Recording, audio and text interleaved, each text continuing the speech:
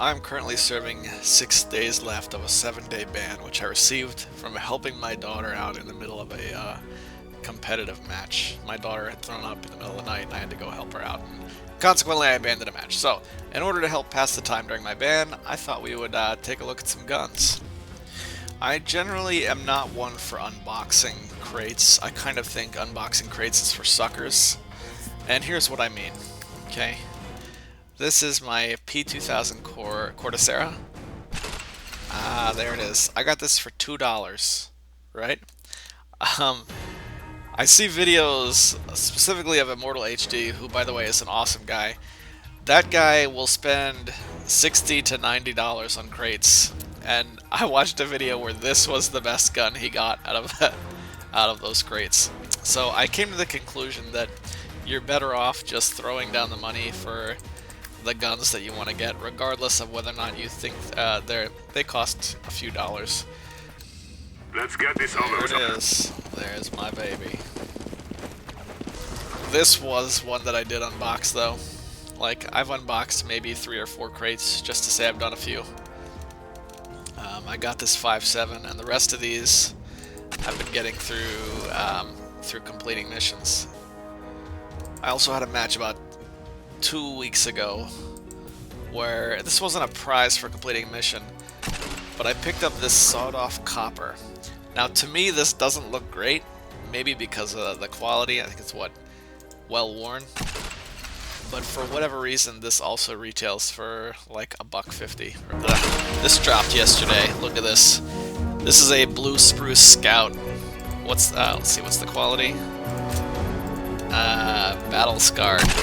This has got to be the worst looking firearm I have seen in this game to date. However, it looks so bad, I also kind of like it. If you use a scout, it seems like the one everybody uses is the Abyss. There's mine. Once again, my Abyss came with a sticker on it. There we go. I don't have many kills with it because it's a scout. But this awful looking scout, I don't know what. I think I should buy like a name tag and rename this Wet Fart. Because I feel like it would be cool to kill somebody after you've been killed with Wet Fart and have it look like this. I use a P250 Hive, and my Glock is a Blue Fisher Glock, and I only recently upgraded these to Stat Track. So there's my Stat Track Glock. Once again, this has got 3 kills on it. But if I drop back to the previous page, you can see I still have my old ones. See, this is what I had been using.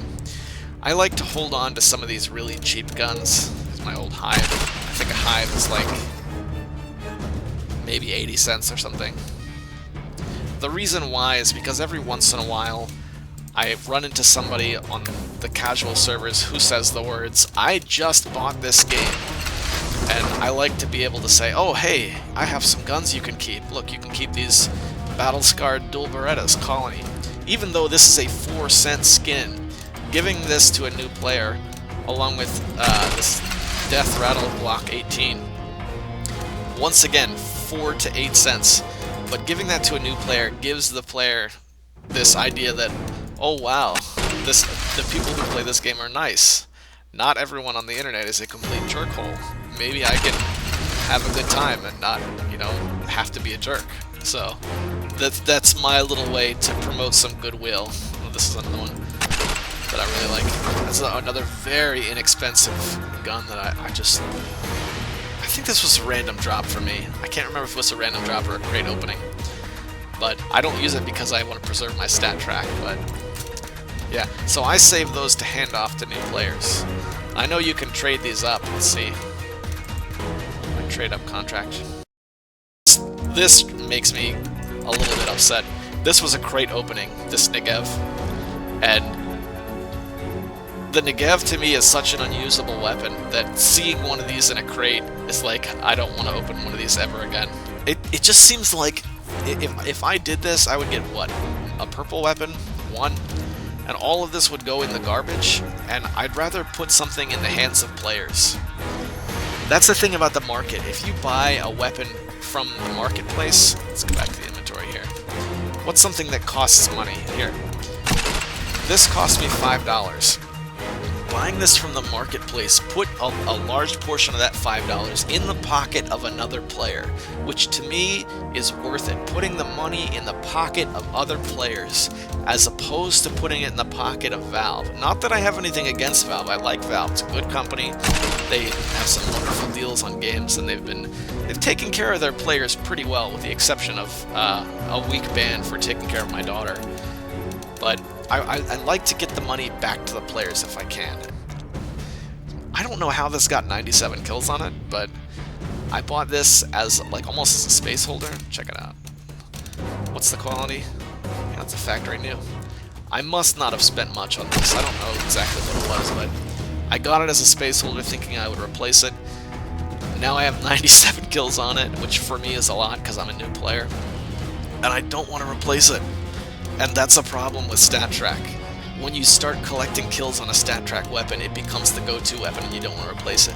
The ones that I don't have StatTrak for, the dual Berettas, I can have fun with the dual Berettas because I'm not stuck with any one set of guns. Here. I've got red ones for when I'm a terrorist, and I've got blue ones for when I'm a counter-terrorist. This was the only trade-up I've ever done. I traded up 10 consumer-grade weapons. Those are the gray ones, and I got this light blue 8-cent candy apple Mac 10. Another inexpensive skin, $1 for a factory new Ocean Foam MP7, but it ended up being one I really, really enjoy. Trading up the lower end weapons is not worth it to me. I'd rather hold on to them to give to players. Like, look at this. This is a really nasty skin, but when I first got this game and it didn't work on my computer, a friend of mine gave this to me, and that was awesome that somebody gave me something. So that's about it for talking some guns in Counter-Strike Global Offensive. I have some time to wait before I can get back into competitive. My goal is to get this up because I know that the Silver 1 ranked players are like the scum of Counter-Strike competitive play. But I'll do what I can. In the meantime, I'm trying to practice as much as I can, which I don't get to do much between you know, real life and whatnot. But anyway, thanks for watching, guys. I think maybe next time I'll look at some highlights. I have some, if you look at my match history, I had a couple of matches that are really worth looking at, and I think I might roll those, at least the highlights, and talk through them. Okay, guys, I'll see you in the next one.